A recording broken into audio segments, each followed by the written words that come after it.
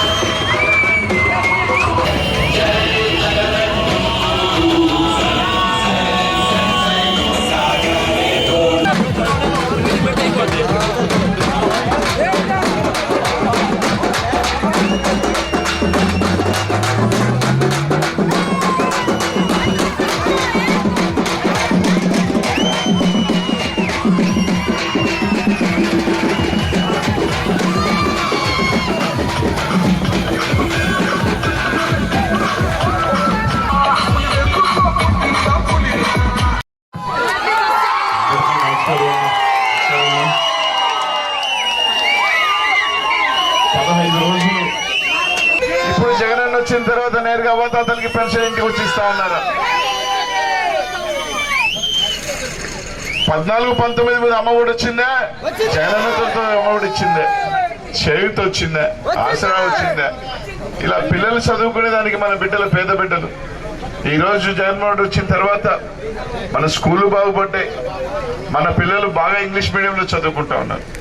కానీ చంద్రబాబు నాయుడు గారు మన బిడ్డలు మాత్రమే ఇంగ్లీష్ మీడియంలో చదువుకోకూడదు, ఆయన బిడ్డలు మాత్రమే బాగా చదువుకొని బయటికి వెళ్ళాలని ఆలోచన చేస్తా ఉంటే, మనన్న జగనన్న మాత్రం మన బిడ్డలు కూడా, పేద బిడ్డలు బాగా చదువుకోవాలా, ఇంగ్లీష్ మీడియంలో ఉండాలా అని చెప్పి ఆలోచన చేస్తా ఉన్న ముఖ్యమంత్రి మన జగనన్న కాదని అడుగుతా ఉన్నా. ఈరోజు జగనన్న ఒకటే అడుగుతా ఉన్నాడు, నా వల్ల 5 సంవత్సరాలు మన ప్రభుత్వం వల్ల ఏదైనా మంచి జరుగుంటే మాత్రం నాకు అండగా ఉండమని చెప్తా ఉన్నాడు మన జగనన్న. కానీ చంద్రబాబు నాయుడు గారు ఒకటే వచ్చే ధైర్యం లేక పోయి నరేంద్ర మోడీని, పవన్ కళ్యాణ్ తెచ్చుకుంటా ఉన్నాడు. ఒకసారి మీరు ఆలోచన చేయండి, గతంలో 14 సంవత్సరాలుగా ముఖ్యమంత్రిగా చేసిన చంద్రబాబు నాయుడు గారికి పథకాలు ఇవ్వాలన్న ఆలోచన ఎందుకు రాలేదని అడుగుతా ఉన్నా. ఈరోజు జగన్మోహన్ రెడ్డి గారు ఇచ్చిన తర్వాత ఇప్పుడు అబద్ధాల ప్రచారం మొదలు పెడతా ఉన్నాడు. నేను ఇస్తాను, అవి ఇస్తాను, నాకు ఓట్లు వేయండి అని. నీకు అప్పుడు ఎందుకు గుర్తు రాలేదని అడగండి. వాలంటీర్ వ్యవస్థని తీసేస్తా అన్నాడు. అప్పుడు మనకేమన్నా కావాలి అంటే మన ఏదన్నా నాయకుడి దగ్గరికి వెళ్ళి నిలబడి మాకు ఇది ఇవ్వమని అడగాల. కానీ ఈ రోజు ఏ పథకం కావాలన్నా ఎవరైనా అడగాల్సిన అవసరం ఉందా అమ్మా? నేరుగా మీ వాలంటీర్ మీ ఇంటికి వచ్చి పథకాలు రాసుకుంటున్నారు కదా. ఇంత చెప్పాడు ఒక అన్న, 170 గడప ఉంది ఇక్కడ.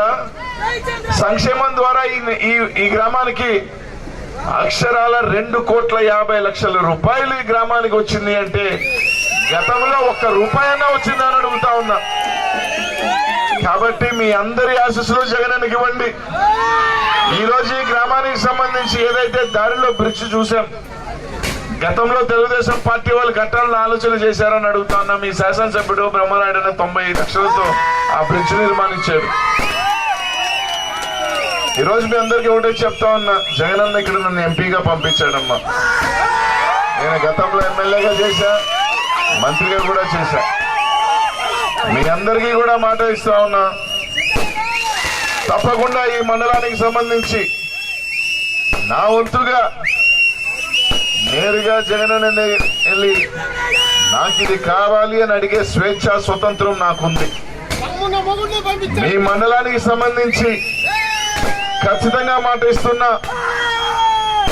ఈ మండలానికి సంబంధించి ఏదైతే నీళ్ల సమస్య ఉందో శాశ్వత పరిష్కారం తీసుకొస్తాను. ప్రతి ఇంటికి కూడా కుళాయి కనెక్షన్, వాటర్ కనెక్షన్ ఇచ్చేది తీసుకొస్తానని చెప్పి మీ అందరికీ కూడా మాట ఇస్తా ఉన్నాను. ఈ మండలానికి అవసరమైతే నాకున్న ఎంపీ నిధులే కాకుండా ఇంకా అవసరమైతే ఎక్కడి నుంచైనా తీసుకొచ్చి తప్పకుండా మీకు అండగా నిలబడతాం. మీరు జగనన్నకి అండగా ఉండండి. మీ శాసనసభ్యుడికి అండగా ఉండండి. నిన్న తెలుగుదేశం పార్టీ వాళ్ళు అన్నారు, ఇందాక చెప్తా ఉన్నారు ఎమ్మెల్యే గారిని. ఎమ్మెల్యే గారు చదువుకోలేదని. ఇక్కడ ఎంతమంది చదువుకున్నామమ్మా మనం? పాత తరం 80% మంది మనం పెద్దగా చదువుకొని ఉంటారు పాపం. అంటే వాళ్ళకి చులకనగా మాట్లాడుతూ ఉన్నారు. చదువుకోలేని వాళ్ళు మంచి పని చేయలేరా? చదువుకోలేని వాళ్ళు మంచి ఆలోచన చేయలేరా? మంచి మనసు ఉండాలా. చదువుకున్నంత మాత్రాన మనసు లేకపోతే అది దండగా.